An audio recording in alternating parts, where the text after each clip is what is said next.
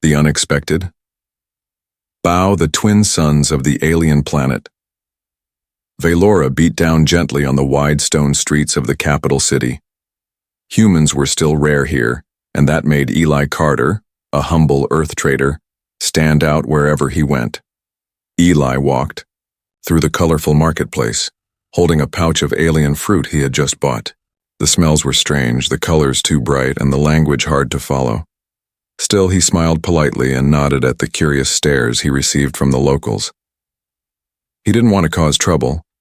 He was just here for trade and peace. Suddenly, a soft voice called out behind him.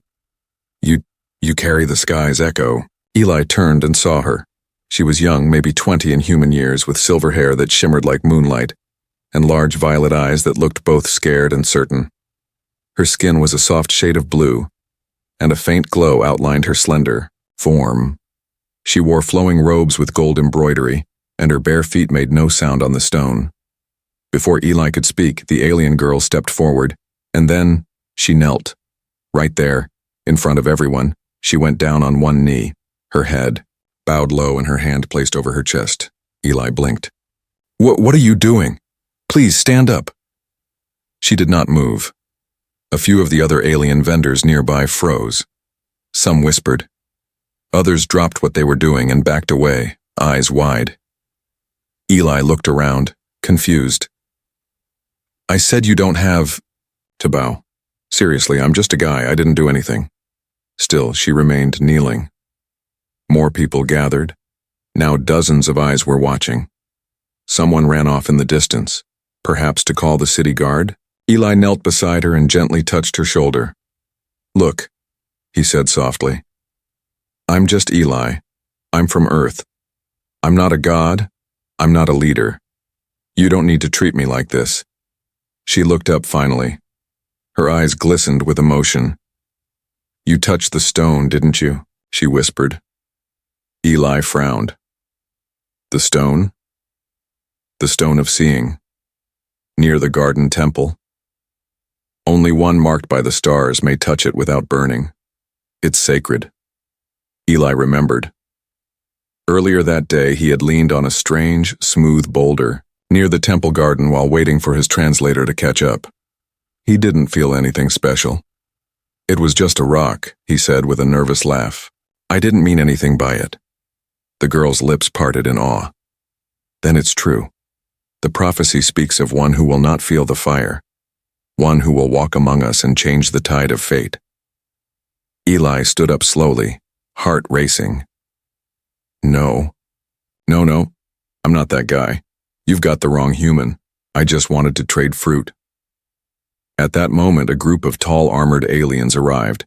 They carried long staffs with glowing blue tips and wore golden chest plates marked with ancient symbols. The leader of the group, an elder woman with sharp eyes, stepped forward. "Who is this human?" she asked. Eli held up his hands. "Just a visitor, nothing important." The young alien girl, still kneeling, spoke firmly. "He is the echo of the sky, the marked one, the one our people have waited for." Gasps rose from the crowd. The guards exchanged tense glances. The elder looked down at the girl. "You performed the ritual bow, child. Do you understand what that means?" She nodded. Eli, on the other hand, had no idea what was happening. "Wait, what's the ritual bow? What's going on?" The elder turned to him. "To bow in that manner in public before witnesses is to bind yourself to another. In our culture, that is a sacred act. She has chosen you. Now, you are bonded in the eyes of our people." Eli nearly dropped his fruit pouch. "Wait, you mean, like, married?" The crowd murmured louder. The alien girl looked away, her cheeks glowing a deep purple. The elder narrowed her eyes. "Whether you accept it or not, the ritual has begun. If you dishonor the bond, there will be consequences. Not just for you, but for her." Eli's throat went dry. He had come to this planet looking for trade opportunities. Not a surprise. Alien bride and a prophecy. He looked at the girl again. She had bowed to him, not out of fear, but out of belief. Out of something ancient. something sacred. And now, the entire world seemed to be watching what he would do next. The bond that cannot be broken. Eli stood frozen in the middle of the alien city square, still holding the soft fruit bag in one hand, completely unaware that his simple actions had just changed someone's fate. All around him, alien eyes stared. Whispers echoed from one mouth to another like wind between stones. He glanced back down at the girl still kneeling beside him. Her name, he would later learn, was Lyra, but right now she was just the girl who had tied his life to hers with a bow. "I didn't agree to anything," Eli said, voice shaky. The older alien guard woman with the golden chest plate stepped forward, again. Her tone was calm but firm. "That may be true, human, but the ritual bow is sacred. Once done, it cannot be undone, unless the girl who performed it chooses to break it herself." Eli turned toward Lyra. "Okay, then, please, tell them it was a mistake. Say it was nothing." But she didn't say anything. Her eyes shimmered, with sadness. "She can't," the elder said. "Because for her it wasn't a mistake. She meant it. But she doesn't even know me," Eli said, throwing his hands up. "I'm not some warrior. I'm not a hero or a chosen one. I'm a fruit trader from Earth." The crowd began murmuring again. Some laughed. Others looked shocked. But no one moved forward. The elder leaned closer, to him. "You touched the stone of seeing. No one unchosen can touch it without being burned. Yet your skin is clean."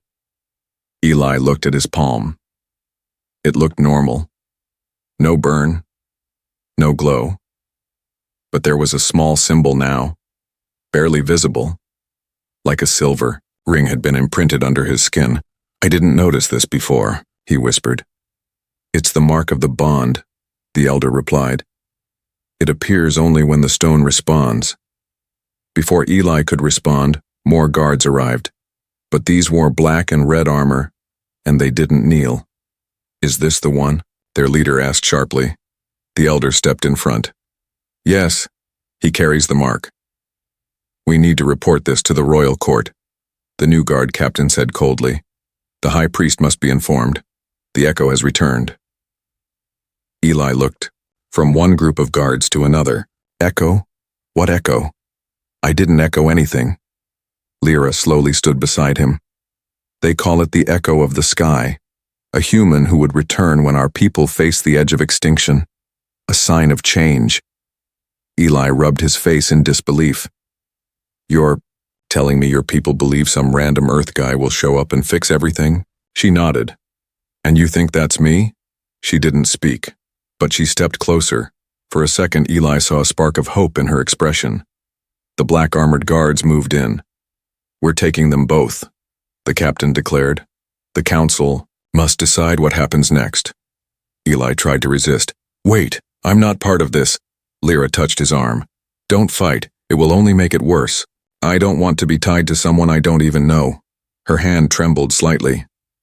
"I know, but if you reject the bond, I'll be punished." "What kind of punishment?" The captain answered for her. "A broken ritual bow is a disgrace. The girl would be sent into exile, or worse, the pit of sorrow." Eli's chest tightened. "You're serious?" The captain didn't answer. He only nodded once. Eli looked at Lyra again. She wasn't smiling. She looked like someone who was ready to accept a painful fate if it meant protecting someone else's belief. Even though he didn't understand her, she had somehow believed in him. And that made him pause. He sighed deeply. "Fine, I'll go with you. Just, please don't hurt her." The guards took them both through the city gates and into a long air carriage that hovered above the ground. As they flew toward the high court, Eli stared out the window. He wasn't sure why, but he could feel something inside him shifting. It wasn't just about the bow anymore. It was about what came next. Bound by belief, not by choice. The royal palace of Velora floated high in the air, built into the side of a glowing crystal cliff. It shimmered like a dream, but for Eli, it felt more like a trap. He was led through tall golden halls, surrounded by alien guards. Lyra walked beside him in silence, her head low. She looked nervous, maybe even ashamed. Eli couldn't blame her. He had just been forced into something he didn't understand, and so had she. They were taken into a chamber filled with blue firelight. Strange symbols floated in the air, and a group of alien elders sat on curved thrones. In the center stood a tall figure dressed in long silver robes, the high priest. "So," the priest said, his voice calm and cold, "the human has arrived." "I'm not here by choice," Eli said quickly, "and I didn't agree to anything." The priest looked at Lyra. "Child, do you understand what you've done?" Lyra nodded slowly. "Yes, High One. You used the ritual bow without royal permission. If he had not carried the mark, you would be punished severely." Eli's stomach twisted. "But she didn't know I had any mark. She believed," the priest interrupted. "And her belief has made you both part of something older than either of you." The elder priest raised a crystal sphere, and it glowed bright in Eli's presence. "It's real," the priest whispered. "The echo truly walks again." Lyra glanced at Eli, her voice trembling. I thought it was only a legend, a story." Eli frowned. "So you didn't mean to bind us?" "I didn't know it would work," she admitted. "But when I saw you, something inside told me to bow. I felt pulled, like fate was speaking." He wanted to be angry. He wanted to shout that she had no right to tie him to her with ancient alien traditions. But as he looked at her, truly looked, he saw no trick in her eyes. Just quiet fear and hope. The high priest stepped forward. "You both must now complete the ritual. There is no turning back." "What does complete the ritual mean?" Eli asked nervously. "Tonight," the priest replied, "you must take the oath of unity under the twin moons. Once spoken, it will bind your spirits together, forever." Eli took a step back. "Forever? I don't even know her favorite food." The council chuckled softly. "This is no ordinary union," said one of the older councilwomen. "The prophecy says the human who carries the mark shall awaken our world's final age of peace or its end. If the bond is broken after the oath, your life and hers will both begin to decay." "Wait, are you saying we'll die if we don't finish the ritual?" "Your bodies will live," the priest said, "but your souls will rot. That is the curse of the broken unity." Eli sat down hard on a nearby bench. "This has got to be a joke." Lyra knelt beside him. "I didn't want to trap you," she whispered. "I only wanted to believe something better was coming. Our people have suffered so long. I thought maybe you were hope." He turned to her. "Hope is a heavy thing to drop on a stranger, Lyra. I know. But still, you looked at me like I was something more. You felt like something more." For a moment, the firelight danced between them. Not as human and alien, but as two souls suddenly thrown together in a story neither of them planned. A new voice echoed across the chamber. A royal voice. It was the queen herself. "You will rest for now," she said. "At moonrise, the ritual continues. If your bond is true, you will survive. If not, fate will decide." Guards led them to separate rooms, but as Eli walked away, he turned back. Lyra was watching him, and for the first time, he wasn't sure if he wanted to run anymore. The oath beneath the moons. The twin moons of Vailora rose slowly over the crystal cliffs, bathing the palace in silver blue light. The sky shimmered with stars, and soft music drifted from tall glowing towers. But for Eli, this beautiful scene felt more like a countdown. He stood on a wide platform high above the ground, dressed in ceremonial robes made of smooth fabric that changed color in the moonlight. Alien guests had gathered below. Royals, warriors, priests, all watching silently. Across from him stood Lyra, her long silver hair braided with tiny crystal flowers. Her glowing skin shimmered under the moons, and yet her face was pale with fear. She held a small orb of light in her hand, trembling. Eli swallowed hard. You sure you still want this? Lyra nodded. I don't want to lose you before I even get to know you. He gave her a weak smile. Funny, I was just thinking the same. The high priest raised his arms and began to chant in the ancient tongue. As his voice echoed, the ground beneath them lit up with symbols, circles, stars, and swirling shapes that pulsed with power. This is the moment of unity, the priest said. If you speak the oath with true hearts, your bond shall be sealed. If you lie, the light will turn to shadow. Eli glanced around nervously. No pressure, huh? The priest handed him a glowing crystal shard. You must speak the words and touch her hand with the shard. Then she will answer. Eli looked at Lyra. She stood still, watching him closely. Her violet eyes filled with fear, but also something else. Trust. He cleared his throat. I don't know your world, he began. I don't know your customs. I didn't come here to be chosen or to change anything, but now I stand here, because you believed in me when no one else did. He stepped forward and touched the shard gently to Lyra's palm. I don't know what tomorrow brings, but tonight, I promise I won't turn my back on you. The symbols on the floor pulsed once, then stopped. Everyone turned to Lyra. She took a deep breath. You were a stranger, she said softly. But when I saw you, I felt peace. For the first time in my life, I believed the echo of the sky was real. She placed her hand over Eli's. I offer my trust, my strength, and my bond. I vow to walk beside you, no matter what comes. Suddenly, the symbols on the platform flared with bright silver light. The crowd gasped. The high priest smiled. The bond is true. But before anyone could celebrate, a loud sound echoed in the sky, a scream of engines.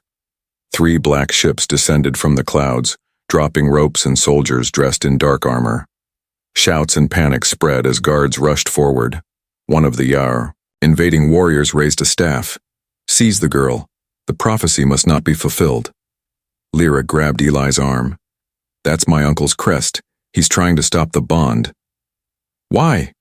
Eli shouted as the ground shook from a small blast. Because the bond would make me part of the royal line. He wants the throne. Guards clashed with the attackers as the sky burned with fire and light.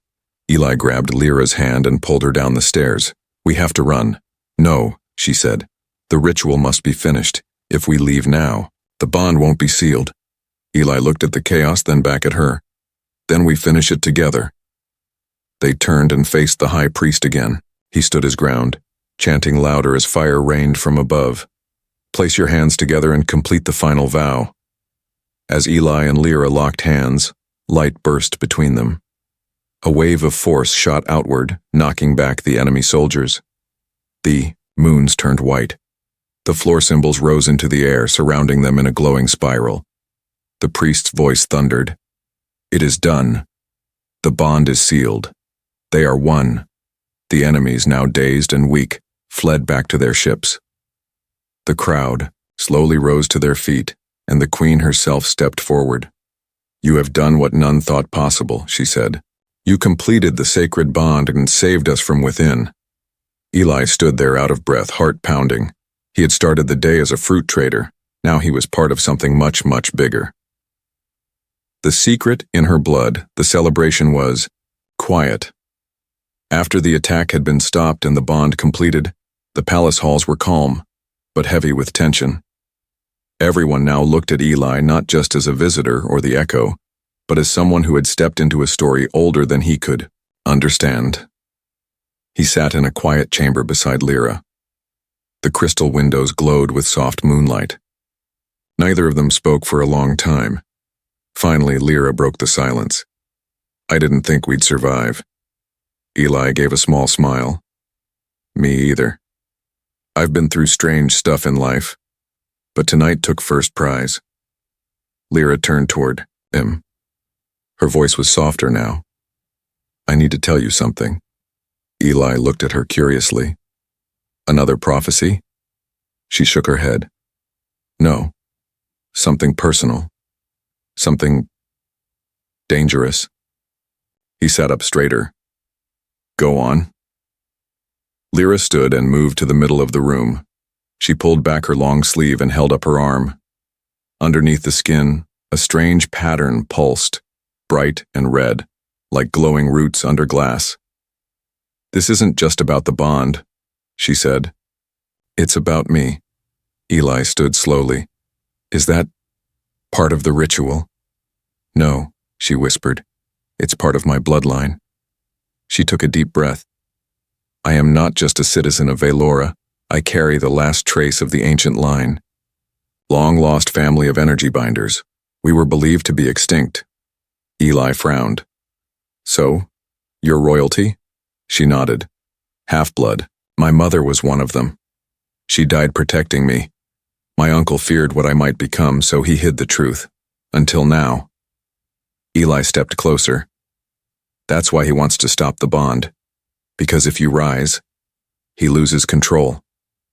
Lyra nodded. But now that we're bound, the bloodline has awakened. I can feel power moving inside me that I never touched before. And it's not just mine anymore. It's linked to you too.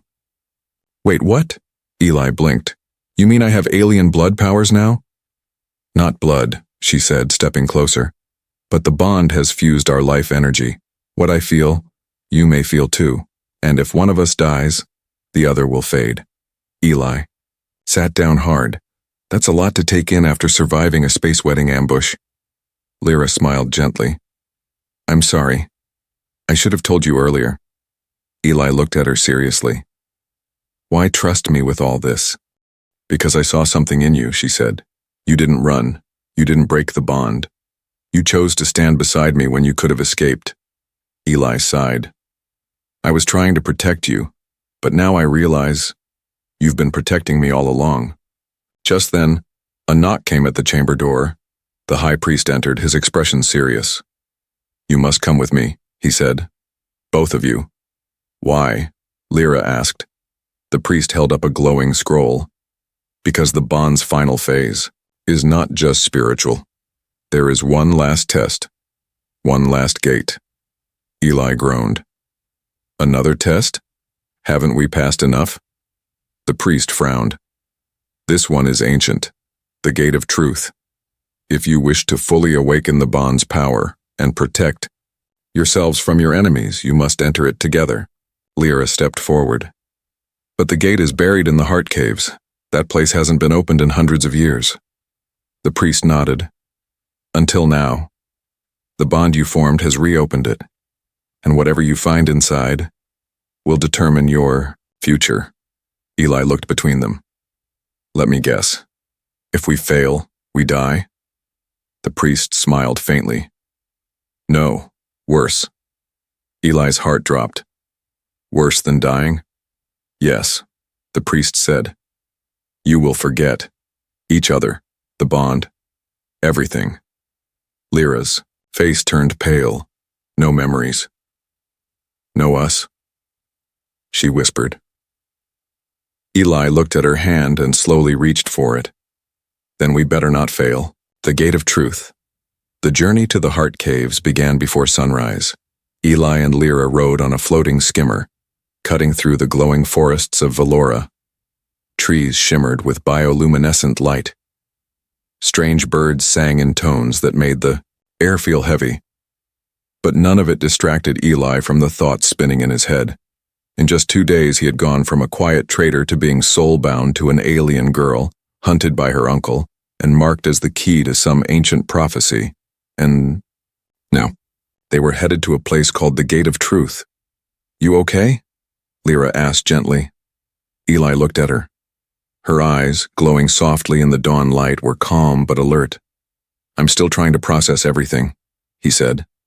But yeah, I'm okay. Maybe. She gave him a soft smile. You're handling it better than I expected. I've seen weird things in my time, he muttered.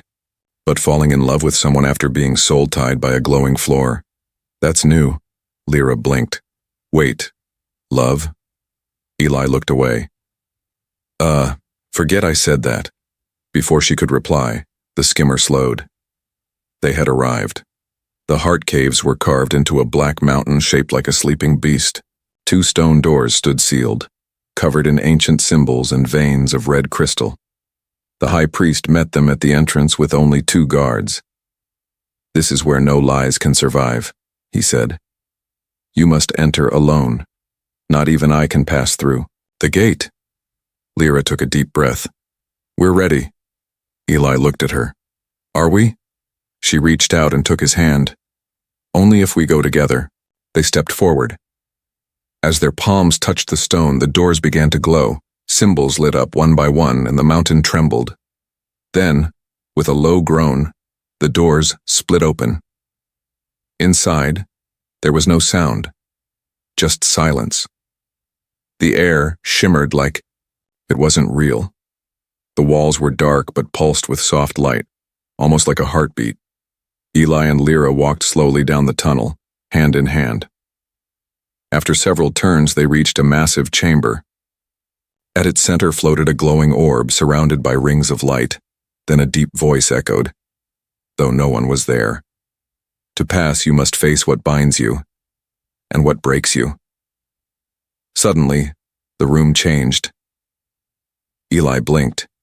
He was no longer in the cave. He stood in his old earth apartment. The air smelled like coffee and metal.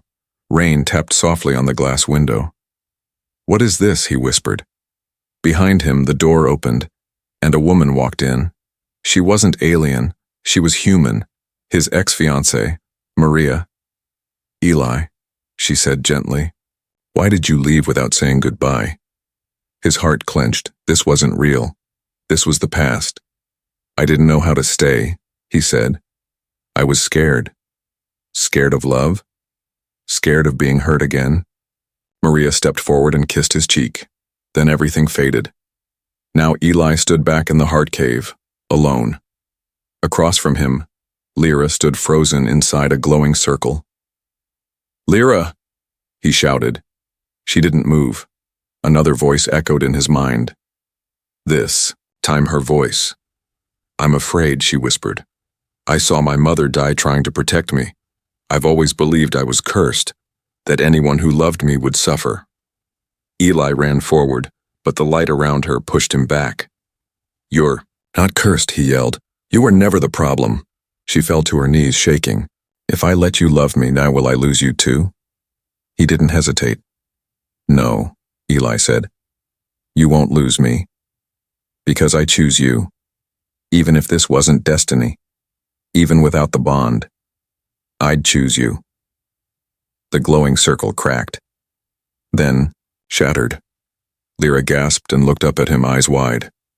"You broke it," she whispered. "No," Eli said, smiling.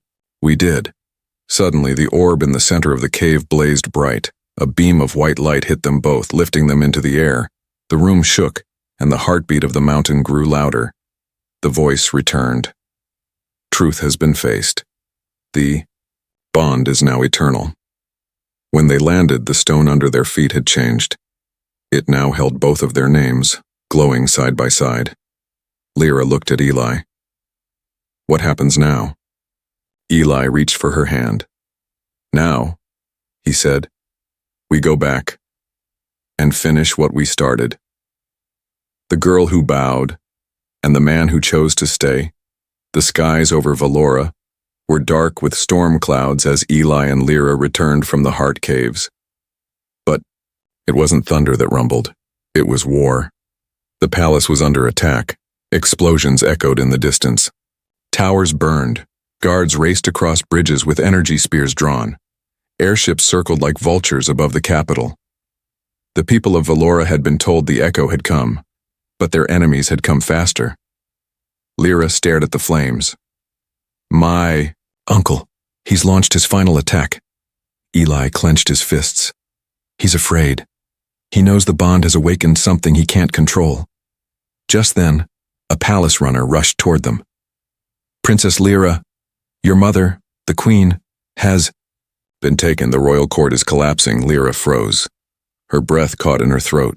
"We have to save her." Eli grabbed her hand. "Then let's go. Together." They moved quickly through secret halls inside the palace walls. The tunnels were old, carved by ancestors of the ancient line. Only Lyra knew their paths, but even underground the sounds of battle above grew louder. Soon they reached the Hall of Thrones. Eli kicked open the tall crystal doors. There, in the center of the room, stood Lyra's uncle, Lord Vexen. His black armor glowed with red veins. Beside him, Queen Alara was chained to the throne, her face bruised but proud. So, Vexen sneered, the broken child returns, with her human pet. Eli stepped forward. Let her go. Vexen laughed. Why? You think your little soul bond changes anything? You're still just a human. I may be human, Eli said, eyes hard, but I've walked through fire for her. I've seen the truth in her heart, and I'm not leaving.